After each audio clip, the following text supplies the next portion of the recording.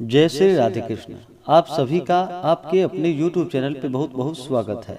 आइए आज आप सब जानेंगे वर्ष 2023 में देवउठनी एकादशी, देव प्रबोधनी एकादशी कब है।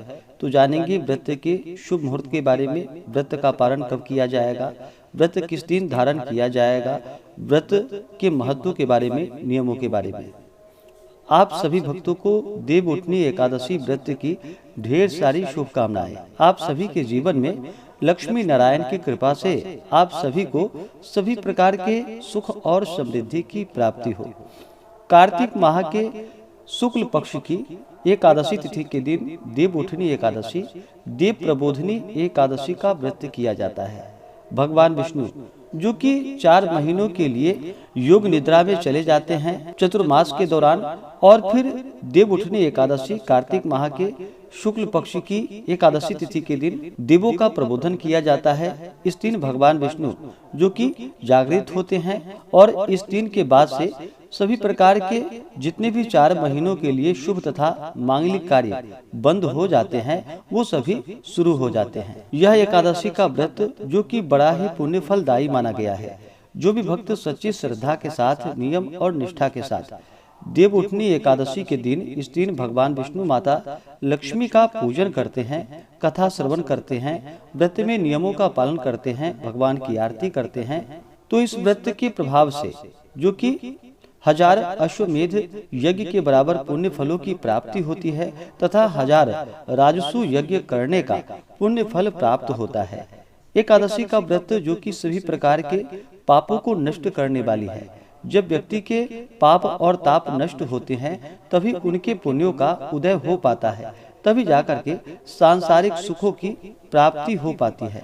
एकादशी का व्रत जो कि प्रत्येक माह के कृष्ण पक्ष और शुक्ल पक्ष की एकादशी तिथि के दिन एकादशी का व्रत किया जाता है। इसे एकादशी या 11 व्रत के नाम से जाना जाता है। एकादशी का व्रत भगवान विष्णु, भगवान श्री कृष्ण को अति प्रिय होता है। तो आइए जानते हैं देवउठनी एकादशी व्रत के शुभ मुहूर्त के बारे में। इस बार वर्ष 2023 में कार्तिक माह शुक्ल पक्ष की एकादशी तिथि प्रारंभ समय जो कि 22 नवंबर 2023 दिन बुधवार रात्रि 11:06 और एकादशी तिथि की जो समाप्ति होगी वह 23 नवंबर 2023 दिन गुरुवार को रात्रि 9:04 पे। तो हमें सूर्योदय व्यापनी के अनुसार और द्वादशी युक्त एकादशी व्रत के लिए जो समय प्राप्त हो रहा है वह समय 23 नवंबर 2023 दिन गुरुवार को प्राप्त हो रहा है। तो सभी इस दिन व्रत को धारण करेंगे और द्वादशी तिथि की जो समाप्ति है वह 24 नवंबर 2023 दिन शुक्रवार को शाम 7:09 पे। इस व्रत का पारण जो कि हरिवासर समाप्त होने के बाद व्रत का पारण करना चाहिए। हरिवासर का समय जो कि द्वादशी तिथि का पहला चौथाई का हिस्सा यह समय हरिवासर का होता है। इसके समाप्ति के बाद व्रत का पारण करना चाहिए। तो जो भी व्रत का पारण करने वाले हैं वो सभी 24 नवंबर 2023 दिन शुक्रवार को व्रत का पारण करेंगे। पारण का समय सुबह 6:51 से सुबह 8:57 तक व्रत का पारण किया जाएगा। एकादशी के दिन सूर्योदय का समय होगा जो कि सुबह 6:20 और सूर्यास्त शाम 5:08।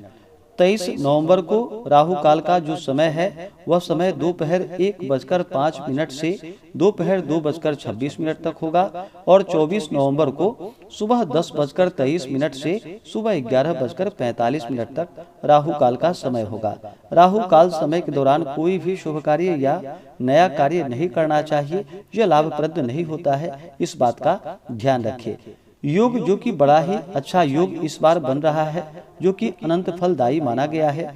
इस बार सर्वार्थ सिद्धि योग बन रहा है जो कि शाम 5:16 से अगले दिन सुबह 6:26 तक 23 नवंबर को सर्वार्थ सिद्धि योग बन रहा है।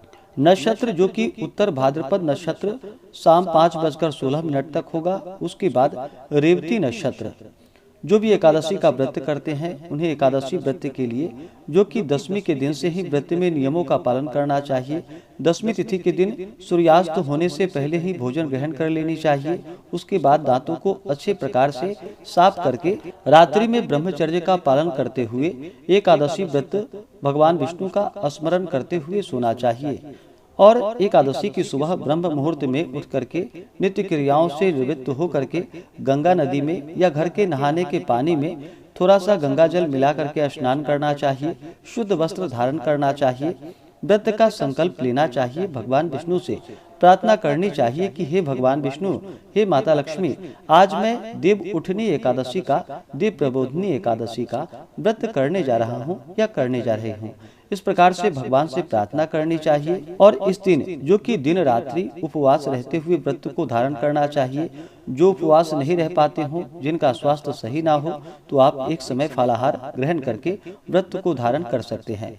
और इस दिन सुबह के समय में और शाम के समय में भगवान विष्णु माता लक्ष्मी का पूरे विधि विधान के साथ पूजन करना चाहिए। शाम के समय में भगवान का जो कि प्रबोधन करना चाहिए, उन्हें जगानी चाहिए। भगवान विष्णु जब 4 महीनों के लिए सो करके उठते हैं, तो देव प्रबोधनी एकादशी के दिन से लेकर के पूर्णिमा तिथि तक, जो कि भगवान विष्णु के स्वरूप भगवान शालिग्राम के साथ तुलसी माता का विवाह संपन्न करवाया जाता है। विशेष करके द्वादशी तिथि के दिन, जो कि तुलसी विवाह संपन्न करवाया जाता है। वैसे एकादशी से लेकर के पूर्णिमा तिथि तक तुलसी विवाह आप कभी भी संपन्न कर सकते हैं। तो इस दिन, जो कि शाम के समय में देव प्रबोधन करना चाहिए, उन्हें ढोल नगारे के साथ भजन कीर्तन आदि करते हुए भगवान विष्णु को जगानी चाहिए और इनका पूरे विधि विधान के साथ पूजन करना चाहिए। कथा श्रवण करनी चाहिए, भगवान की आरती करनी चाहिए। इस दौरान ओम नमो भगवते वासुदेवाय या श्री कृष्ण गोविंद हरे मुरारी आदि जपते रहना चाहिए और पूर्ण भक्ति भाव के साथ भगवान का पूजन करना चाहिए। व्रत के दौरान किसी के ऊपर क्रोध नहीं करनी चाहिए। अपने मन में किसी के प्रति ईर्षा या द्वेष का भाव नहीं लाना चाहिए। ब्रह्मचर्य का पालन करना चाहिए।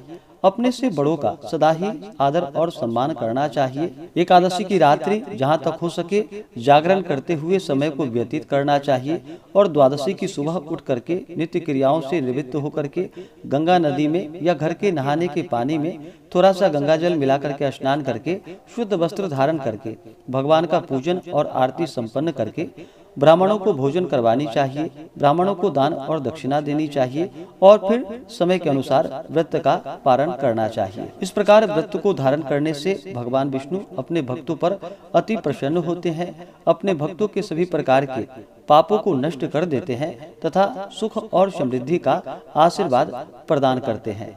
तो आज के लिए इतना ही। आप आगे के वीडियो में जानेंगे संपूर्ण पूजन विधि के बारे में। तो आशा करता हूँ कि यह जानकारी आपको अच्छा लगा हो। ऐसे ही ज्ञानवर्धक जानकारियाँ प्राप्ति के लिए व्रत पूजा महत्व आदि के बारे में जानकारियाँ प्राप्त करना चाहते हो तो हमारे चैनल पे बने रहें। चैनल पे अगर आप नए हैं तो चैनल को लाल बटन दबा करके सब्सक्राइब करें, साथ में बेल आइकन घंटी को दबाएं ताकि वीडियो का नोटिफिकेशन आपको समय से मिलता रहे। वीडियो को लाइक करें, शेयर करें। सुखी रहें और स्वस्थ रहें। भगवान विष्णु माता लक्ष्मी का कृपा आप सभी भक्तों पर सदा बना रहे। जय श्री राधे कृष्ण। धन्यवाद।